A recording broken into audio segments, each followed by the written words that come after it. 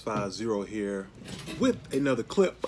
This one talking about the Canik TP9 Elite SC. SC for subcompact of this full-size Canik TP9 SF Elite version. Beautiful weapon, huh? Yeah. So here is the Canik or Canik, however you want to pronounce it. It's in the brown type of color, 9mm, beautiful weapon. Dot sight, so it has a white front sight, just blacked out rear sight. Maybe a quick overview of it. You see on this side the slide stop lever, and you see it on this side, so it has an ambidextrous slide stop lever as well as a reversible mag release that you don't see on every gun or every weapon that is out. So it feels really good in the hand. In the box it comes with a 12-round magazine as well as a 15-round magazine. So I am left-handed, so I have reversed the mag release to this side. The magazines drop smooth. Here's how it looks with the 15-round magazine in there. Some people don't like this little gap, but it doesn't really bother me that much. But 15+1 in this type of subcompact weapon is good for me. Here it is with the 12-round magazine in it. You're able to attach a light on the front if you choose to. Has front and rear serrations, as well as this little cover you can remove if you want to put a red dot on type of red dot on this weapon. So it's great at that as well. It looks really good with the 12-round mag. The 15-round mag looks kind of funny, but it does feel good in the hand. I have pretty large hands. Here's my hand compared to the weapon. Feels really good in the hand. I think the claim of fame of this weapon is the trigger pull. When I first bought the original full-size Canik, it's unloaded, I noticed that the trigger was fantastic. So I'm left-handed, so I'm trying to keep my left hand on it, but show you. There's a pull. Let's get it. Let's see. Release. There's the brake right there. That easy, like it's simple. It's kind of like perfect, like a perfect stock trigger on a weapon, just like that on the full size. So let's see the subcompact version. Let's see. So there's the. Let's see. Here's the normal placement of the trigger. Here's me to the braking point, right there. As I'm at the brake, and I'm pulling. Right there. Alrighty, back to the brake. So it's great. You know, it's fantastic to be like that on a stock weapon with a stock trigger. The triggers on other weapons such as the Glock 19 are bad. It's clear. Let's see. We're at the braking point. Release. You hear the click, breaking point again. So the Glock 19 has a good stock trigger on it, but you can clearly see I'm at the breaking point. It's a little bit different and a little better feeling on this Canik. So trigger is one of the things that really attracted me to this weapon when I first saw it, this full-size one. I got a good deal on it at one of my local pawn shops, and I had to buy it. So when I saw this one, I was really intrigued by it due to I know how reliable and great the full-size version was. So I went ahead and got it. You can get it at a price point around $379 or maybe a little bit less depending on any kind of deals you can find. I love it. So it comes with the 12-round magazine, the 15-round magazine, as well as a holster. Now it's a basic holster, but inside the waistband, or you can swap it and make it an outside the waistband. So think about it, under $400, you can't beat it. I'll take a free holster with my weapon, you know. So there's a little holsters, Kydex, but it bends, but that doesn't really matter. It's free. It came with it. Here's the box that it came in. Has Canik nice and printed on there. It's a Turkey, I'll say Turkish, but it's a gun made in Turkey. Let's see, let's open it up. So we have the basic stuff that's in the box. So, you know, place what it is. It has a lock on it, just the normal stuff. A couple of tools so you can move that cover for the red dot. And has another base plate for the magazine. Unless if you want to replace the base plate, it has that. As well as another, sorry here, cover for the spot where you want to put an RMR or something on it, and it has another back strap, so a back strap for it as well. So pretty good, pretty decent.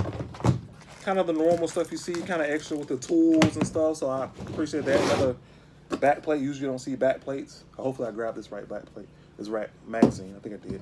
So beautiful weapon. Let me show you. Here is the magazine that goes to the full size version. So of course, the full size magazine does work with this subcompact version. So it does work, it does fit, it does hang out, but you know that you can buy a 15 round mag for the full size TP9 SF Elite and it will work. I tested it out, it works fine. The takedown is really simple. You can look and see this lever right here, which is the same on this side. So what you want to do, similar to a Glock, is pull it down with your two fingers like such. And what I do is I pull the trigger, push it forward a bit, and I pull it right up. So you'll notice that there are the little grooves here on the side. You just drop it in like normal. So it comes apart that easily. You can release, take the spring out and the barrel out and do your cleaning and your lubing. And then you just drop her, see right here in this gap on both sides. You just drop it right back in place. Drop it right back in place. Slide her back and boom, she's back together. Clear, fire. So this is the TP9 Elite SC version. Feels really good in the hand. Let's see how she shoots. All right, what you all been waiting for. The shooting portion of this Canik TP9 SC. Like you see, it's a beautiful weapon. I have it loaded right now with a 15 round magazine. I have a combination of normal ball ammo and two different types of self-defense hollow point rounds in it. So I test out my rounds to make sure they'll work in the weapons that I'm gonna carry them in. So that's what I'm doing here. I'm using these self-defense rounds because I know I'm gonna carry them in my weapon and I wanna make sure they work. So I have this 15 round mag in that I'm going to shoot first. And here's the 12 round mag. And I'll also shoot this full size mag that goes with the full size version of this weapon. I know it'll work, but I at least want to test it out so I can know for a fact, since this is my legit first time shooting. First time. So we'll see what happens with it. I'm pretty sure it's going to perform well, but here we go. I'm using my holster that came with it. This inside the waistband holster that I kind of molded to myself. And we'll see how this goes. Got one in the chamber, indicator up. You can see it in there. Whew. Let's try it out. I'm at about 15 yards and I'm gonna draw from concealment and get it and see how it goes. Slow and steady is my motto here. I'm not trying to do any kind of fast testing, fast shooting. You know, this is the first time shooting it, so you wanna make sure you do things right. You don't wanna shoot yourself. So let's go. All right.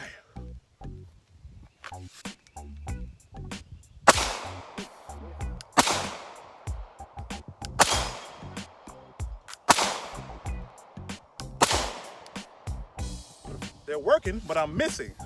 Let me try again.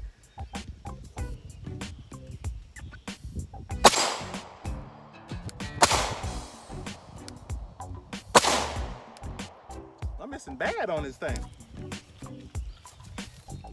Well, it fires. I gotta figure out what's going on with my grips and stuff here.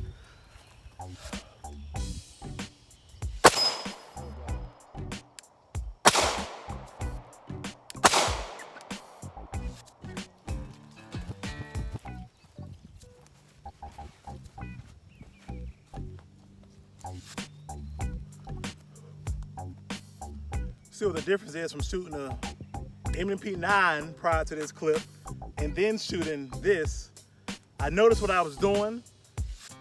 I'm aiming and my aiming point seems a little bit too high for some odd reason. So I just shot off camera a little bit lower at the 10-yard line and they're all hidden. So let's try this again at the 15. You never know what happens, right? So just had a bad day.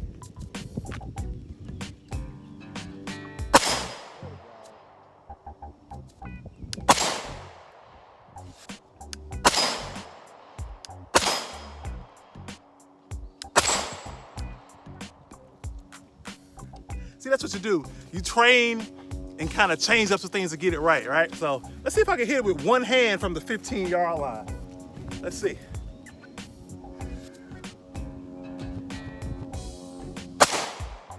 It's not. All right, so if I got any more. Yeah, I got some more rounds.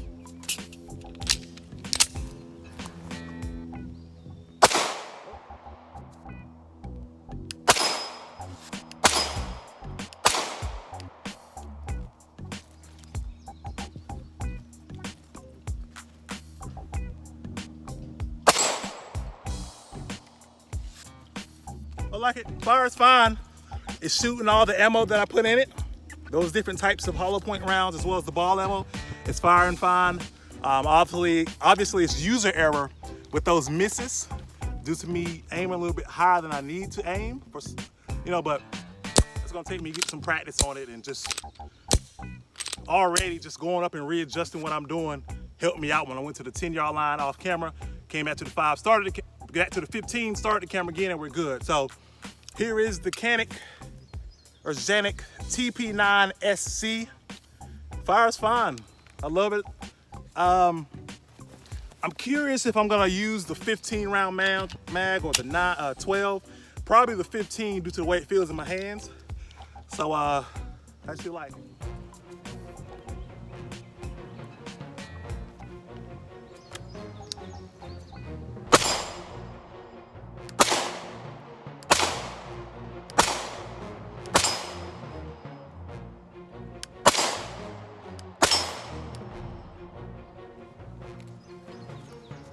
Anticipating that recoil.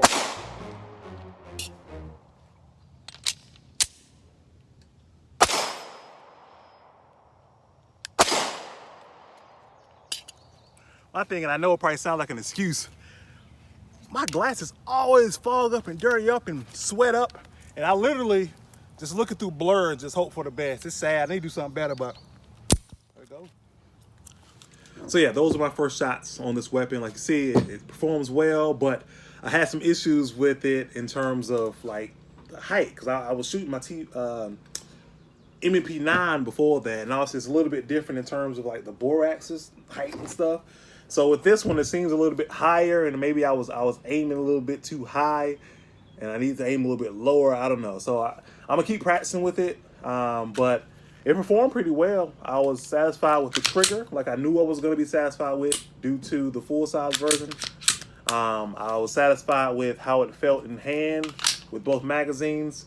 The only issue I had was that I'm left-handed, so this isn't the natural way that it comes. It comes folded upward instead of downward. I had to actually boil it and fold it to fit with me inside of my waistband since I'm left-handed. It comes shaped for a right-handed person, so I don't know if that made it more difficult for me to draw the weapon, but I've got a holster on the way. Hopefully it comes soon. So that kind of drew me away a little bit, that it kind of was a little difficult to draw, or drawing was kind of a little bit off compared to some of the other weapons, and reholstering it was a little bit off, but it's one of those things you can practice and get used to. So there it is in the holster. It's got a decent bit of retention. Obviously, it's inside the waistband. It'll be, your belt and your press against your leg will help with retention, so you shouldn't have any issues with it just falling out. So that's how it looks inside of its holster. Like I said, right-handed, it'll look a little bit different. You'll have the Canik logo right here, and it'll be folded the other way. So this is how you would see it if it's on your hip on the outside, or inside it, or on your hip on the inside as well. So there it is in the holster. Let's see how it compares with my other concealed carry weapons. So let's put the 12 round magazine in. As you may know, I'll carry the M&P Shield or the Glock 19 Gen 4 for my concealed carry weapon. Like I said, this weapon has a 12 round mag and a 15 round mag. So that is comparable to the Glock 19 that has a 15 round mag in it. Here's a Glock 19 magazine compared to the Canik magazine. So both of these are the 15 rounders. And let's put the 15 rounder in the Glock. There's nothing in the chamber, but obviously the magazine's loaded. There's a 15 rounder in the Glock. And here's the 15 rounder in the Canik. So let's do a quick comparison. A lot of people love to see how it will look in comparison to comparable type of weapons. So both of these are 9mm. There's no round in the chambers. But here's how it look in comparison for size. So try to get lined up as best as I can. So you can see that the Canik is just a bit shorter than the Glock 19 Gen 4, and it is about the same in girth. At least from my angle, it is a little bit about the same in girth. Change it this way so we can look at the thickness of it. About the same. Now let's look at the magazines. So obviously with the magazines, they're about equal. But if I drop this 15 round magazine, you see how much shorter it is. Insert the 12 round magazine. I've got that much more space in terms of, concealed carrying or whatever else you want to do with it. Here's the rears of the weapons. I've got them both at my palm. So obviously the Canik is a little bit lower since I only have that 12 round mag and not the 15 round mag in there. Here's a 15 round mag. I'm trying to have my palm as flat as I can. So it's about equal with the flat palm. So yeah. It's a little, like I said, it's a little bit shorter than the Glock 19. So in terms of comparison for concealed carry, if you want something that has a good round capacity or a comparable round capacity, but a little bit shorter or may have a better trigger out the box, you can go with the Canik because it does. Also, in terms of ergonomics with mag releases and stuff. So the Glock 19 Gen 4, as we know, like I said, I'm left-handed. As we know, the Gen 4 versions of the Glocks, you can swap the mag release to the other side. So I'm able to use the mag release on this side since I'm left-handed with the Glock 19 Gen 4, as well as on this Canik TP9 SF. On the SF Elite, yes, as well as the Elite SC right here. Some weapons we can't swap it, but that's what's good with the Glock 19 Gen 4 compared to this one. You can swap the magazines, but on the Glock, you only have a slide stop lever on the left side of the weapon. So if you are right-handed, I'm holding my right hand, you can activate it with your right thumb, but there's nothing on the right side of the weapon. So with me holding my left hand, there's nothing for me to lock the slide to the rear or release the slide with this thumb. There's nothing there. So in comparison, you see on the Canik, if I'm looking at the right side of the weapon, it has it on this lever on this side of the weapon as well as this side of the weapon. So it's ambidextrous. That's a plus for me. Front and rear serrations, I want to do some press checking or some racking the slide. We don't have any front serrations on the Glock. Yeah, so there we are. Obviously, both of them have rails for lights, so that's not really an issue there. Both are 9mm, 15 round magazines for both, which I love to death. So if I wanted to choose one to carry, I like them both, but if I wanted one due to size, I may carry this. Or let's compare this Canik to my M&P Shield, which is also a concealed carry weapon that I choose to carry. Obviously, we know the difference is that they only have the 8 round magazines. There's 8 plus 1, so we have 9 rounds in this compared to the 16 rounds in this and a backup mag of 12. So I can have 9 rounds and a backup magazine of another 8 compared to those. So it's like give or take, but let's look at the size. So we're gonna keep the 8 round magazine in here and keep the 15 round mag in the Canik so we can do the most capacity possible. And let's compare them. So you see the shield, M&P shield. This is the original version, 9mm. A lot shorter and a lot thinner than a Canik. All right. There's the rear. Shield is shorter in that vein as well.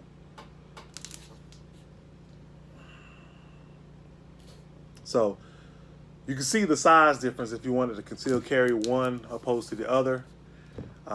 The main issue I think people would have is magazine capacity. Do I feel comfortable with 9 rounds and an extra magazine, so 17 rounds with 2 mags, or do my math real quick, 28 with 2 rounds?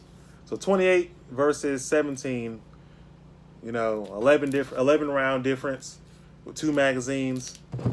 It's up to you how you want to carry it. But like I say, I've carried both of them concealed before, and this one feels a lot better due to how skinny it is. I have this whole grip on it because I like a more thick and a more grip in my grip. I know that sounds crazy, but this one, I also with the holster that I carry it with, it's easier to draw from concealment. Now maybe when I get my other Kydex holster with this Canik, it'll be better to grab it with, but I don't know. If you look right here on the grip, you see some texture. It's comparable to the full size one, but it's a little more rough, a little more sandpapery. It's not it doesn't feel like sandpaper, but it's actually comfortable to the grip when you hold it. But you can feel that it's actually they tried to improve it for this weapon. At least in my estimate, I feel like they did. The back strap feels the same as this one. To me, it does. It looks like it's a little bit raised in this SC version, but it feels the same to me. So I'm not even going to go into that much. But I think this is a very top contender if you are choosing a weapon that you want to carry concealed or just add to your collection. I think these Canik weapons are getting more popular.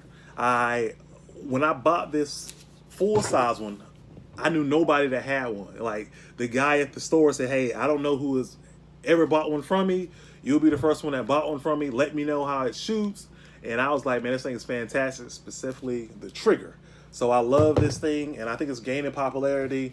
I've seen people like Tactical Carl, shout out to him on Instagram, follow him, he's doing some beautiful things in the gun community. I see him carry it and shoot it, and he loves this full-size version.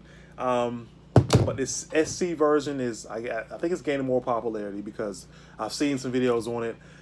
I went to the store and bought this one, and they only had 2 that day. The next day, the other one was gone. So somebody clearly likes it as well.